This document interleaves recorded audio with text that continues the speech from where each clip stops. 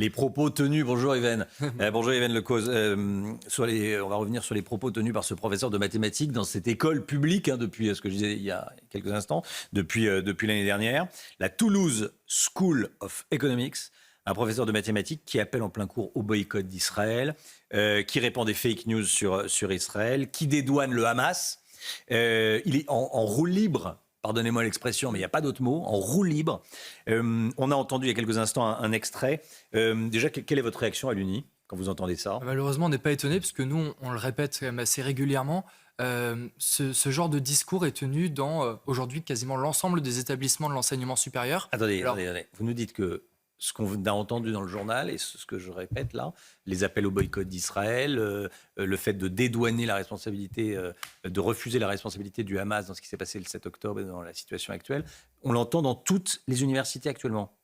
Alors c'est plus compliqué que ça. D'accord. On a une minorité de professeurs qui tiennent ce genre de discours, et donc cette minorité de professeurs, forcément, quand ils dispatchent, ils se retrouvent dans tous les établissements.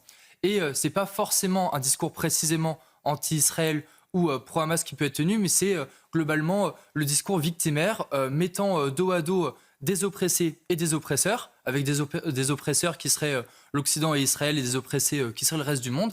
Et là, finalement, c'est ce qu'on a pu retrouver dans ce discours-là. Parce qu'en plus, évidemment, de dédouaner le Hamas et d'appeler à boycotter Israël, il fait également des comparatifs. Par exemple, un comparatif avec la colonisation de la France en Algérie. Et finalement, ça, c'est le procédé qu'on peut retrouver dans le discours d'extrême gauche habituel, qui fait en sorte de séparer les Occidentaux du reste du monde, en expliquant que finalement, nous, on devrait se racheter parce qu'on oppresse le reste du monde. Et d'ailleurs, je tiens quand même à le préciser, c'est pas complètement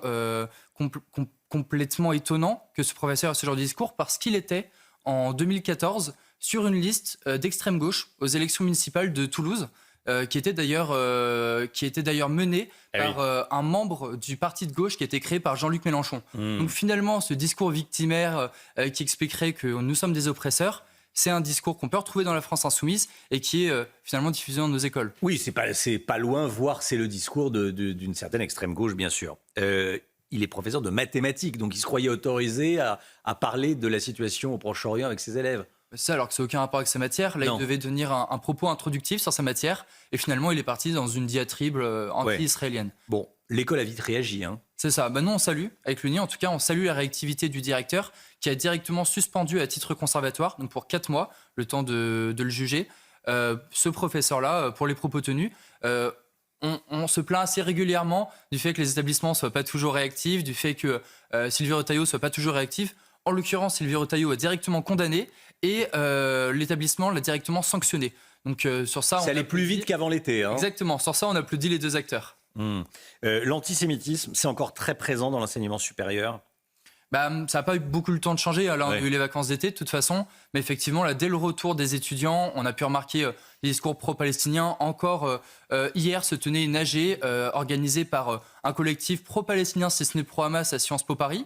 Ça a lieu en permanence. Et là, je suis prêt à parier que dans les prochaines semaines, dans l'ensemble des établissements de l'enseignement supérieur, on va avoir des assemblées générales appelant au boycott d'Israël, appelant à soutenir la résistance palestinienne et appelant la jeunesse à se mobiliser dans la rue. Oui.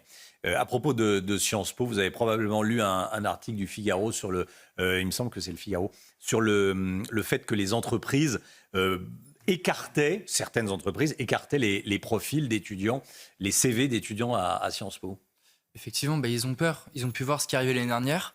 Ils ont pu voir ce qui arrivait là dès le début de cette année, d'ailleurs. On a eu des manifestations, des intimidations d'étudiants parce qu'ils seraient sionistes ou de droite. Donc forcément, une entreprise qui ne veut pas forcément que des étudiants viennent faire de la politique au sein de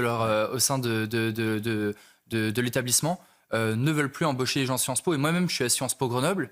Et très régulièrement, je peux en discuter avec mes camarades. Ils le disent, qu'ils sont inquiets de trouver un travail parce qu'il y a une minorité qui bloque, une minorité qui exerce une pression, une minorité qui fait passer Sciences Po pour ce qu'il n'est pas, pour un établissement dont la majorité des étudiants seraient pro-Hamas, alors qu'en fait, c'est une minorité agissante et qui peut agir en toute impunité.